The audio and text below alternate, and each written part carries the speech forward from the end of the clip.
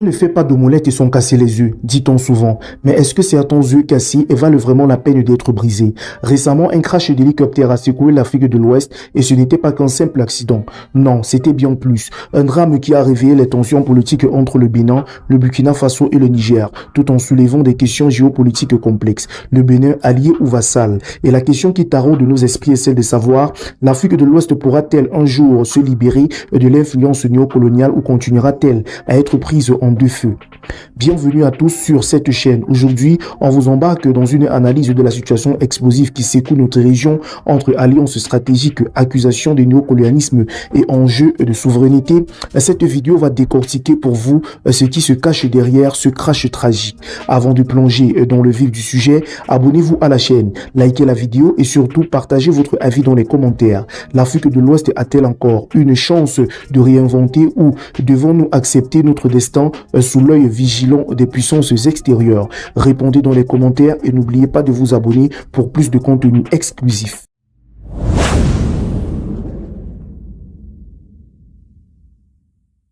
L'Afrique de l'Ouest a assisté à un événement qui a fait plus de bruit que de tambours du village un jour de fête nationale. Un hélicoptère qui s'est crashé et avec lui une série de débats qui, pour le coup, dépassent largement la simple tragédie humaine. Vous imaginez bien, un accident qui coûte des vies est toujours dramatique, mais quand il se produit dans un contexte aussi tendu politiquement, on ne peut pas ignorer justement que l'impact va bien au-delà de la simple douleur du moment. Il faut comprendre que l'Afrique de l'Ouest n'est pas un endroit où la politique se fait en douceur et où les relations internationales se tissent comme une petite broderie délicate.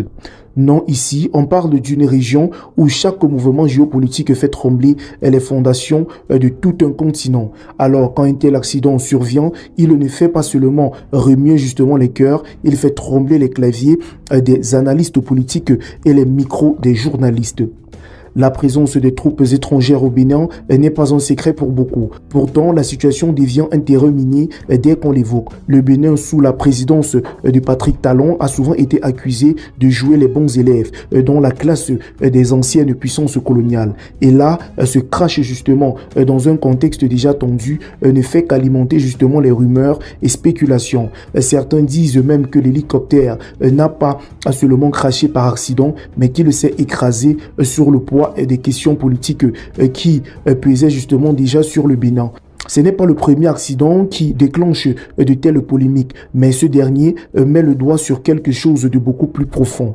Le débat sur l'influence occidentale en Afrique et la position ambiguë de certains pays, dont le Bénin, qui navigue entre la volonté de préserver leurs intérêts et de maintenir des relations avec les anciennes puissances coloniales. Le pire, c'est qu'on ne peut même pas dire qu'on n'a pas été prévenu. Les pays voisins comme le Burkina Faso et le Niger n'ont pas hésité à rappeler haut et fort leur mécontentement face à ce qu'ils considèrent comme une ingérence déguisée. Mais quand on regarde de plus près, on comprend que ce n'est pas juste un accident d'hélicoptère qui a fait réagir tout le monde. Non, c'est un enchaînement de circonstances où chaque événement semble alimenter la flamme de la suspicion et de la méfiance. Mais n'allons pas très vite, car cette situation est loin d'être simple. Les critiques bien qu'acérées ne viennent pas uniquement de l'extérieur. Elles résonnent aussi à l'intérieur du pays, au cœur du Bénin, où la question de la souveraineté nationale et des alliances internationales devient un casse-tête. D'ailleurs, c'est exactement là que le rôle du Bénin dans cette grande danse politique de la sous-région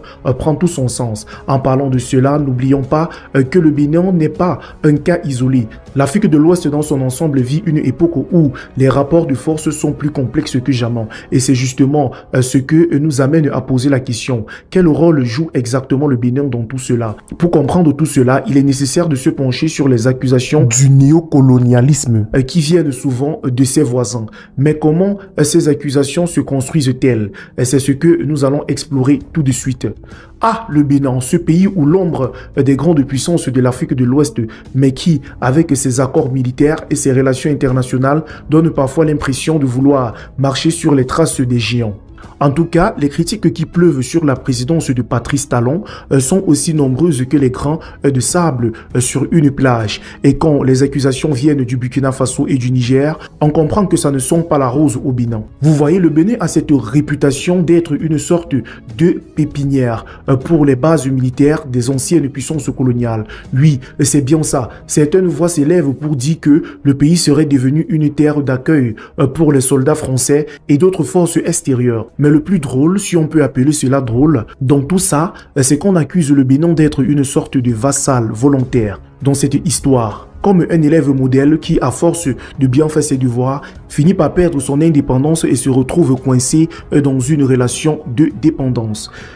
Les voisins, eux, ne mâchent pas leurs mots. Le Burkina Faso, sous la direction d'Ibrahim Traoré, est le premier à jeter la pierre. Le message est clair. Bénin, tu veux être un exemple pour nous, soit un exemple d'indépendance, pas un tremplin pour les puissances étrangères qui viennent piocher justement dans nos ressources naturelles. Le Niger, de son côté, via le général Tiani, ne cache pas son mécontentement face à la multiplication de ces accords militaires qui, selon lui, ne servent qu'à maintenir l'Afrique sous la coupe des anciennes puissances coloniales. Mais voilà là où certains voient justement une nation fière en train de défendre ses intérêts, d'autres y voient justement un manque de courage face à l'ordre colonial qui reste tapis dans l'ombre. Donc là où certains pays comme le Burkina Faso, le Niger tentent de couper les cordons avec l'ancienne puissance coloniale, le Bénin lui semble du moins aux yeux de ses détracteurs se noyer dans l'étreinte des accords militaires avec la France et autres alliés occidentaux.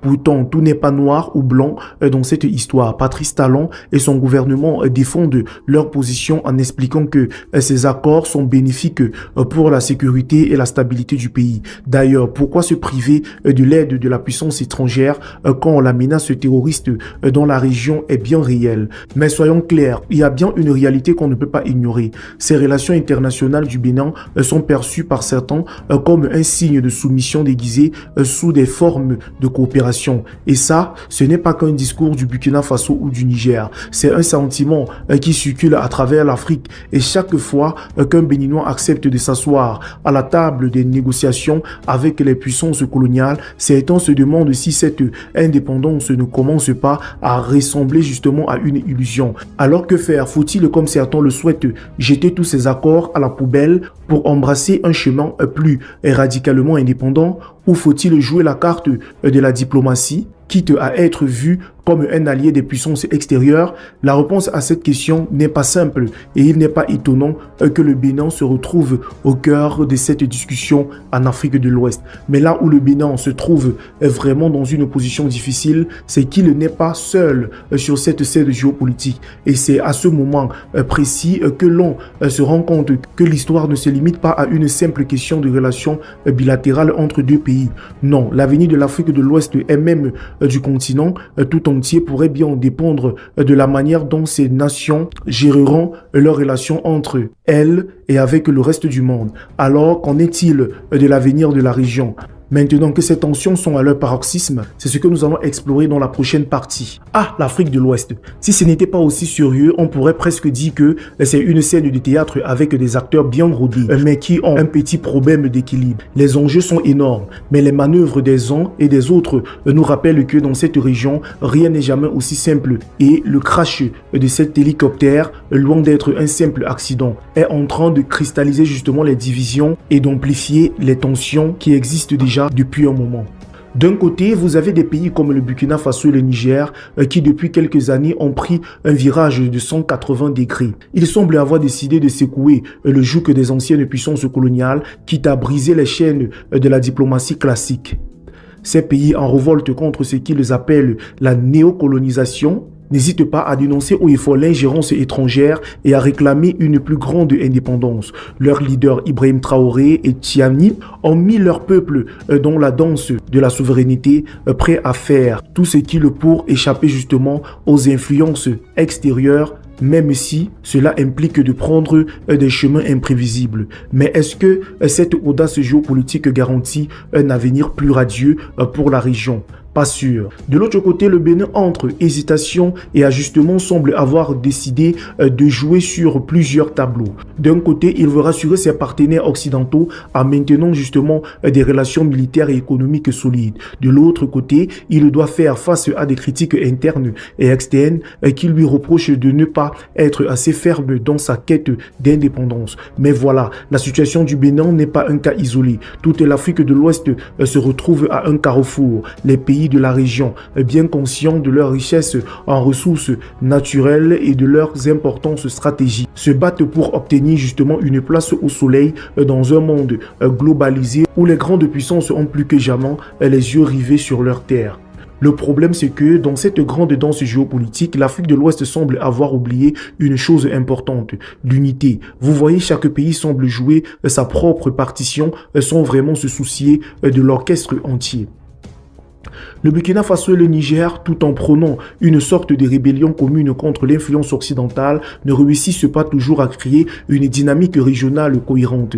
Et le Bénin, tout en essayant de maintenir un équilibre fragile entre ses alliances et son indépendance, se retrouve coincé dans une position ambiguë, entre deux feux en quelque sorte. Mais à force de voir des alliances se créer, se rompre et se réinventer, il devient de plus en plus évident que l'avenir de l'Afrique de l'Ouest dépendra de la manière dont ces nations vont gérer leurs différends tout en se rapprochant des leurs. La clé de tout cela, c'est la solidarité. Oui, cette solidarité africaine qu'on entend parfois prêcher, mais qu'on voit rarement se concrétiser. En somme, l'Afrique de l'Ouest pourrait, si elle parvient à unir ses forces, non seulement à se débarrasser de l'influence néocoloniale, mais aussi à s'imposer comme un bloc géopolitique respecté sur la scène mondiale. Mais pour que cela arrive, il va falloir plus que des discours et des promesses. Les dirigeants de la région devront être capables de transcender leur rivalité et de mettre en place une véritable vision collective pour l'avenir.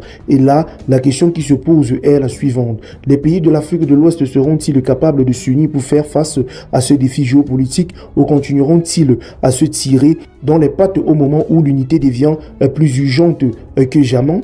Pour en savoir plus sur la situation en Afrique et les perspectives d'avenir, nous allons devoir suivre de près les prochaines évolutions.